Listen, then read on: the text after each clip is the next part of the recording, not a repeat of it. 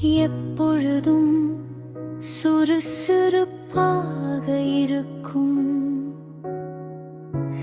விதியின் மூலம் எப்பொழுதும் சுறுசுறுப்பாக இருக்கும் விதியின் மூலம் பயனற்ற எண்ணங்களின் புகார்களை இல்லாமல் செய்யக்கூடிய பயனற்ற எண்ணங்களின் புகார்களை இல்லாமல் செய்யக்கூடிய முழுமையாக கருமத்தில் இருந்து விடுபட்டவர்களாகுங்கள். முழுமையாக கருமத்தில் இருந்து விடுபட்டவர்களாகுங்கள்.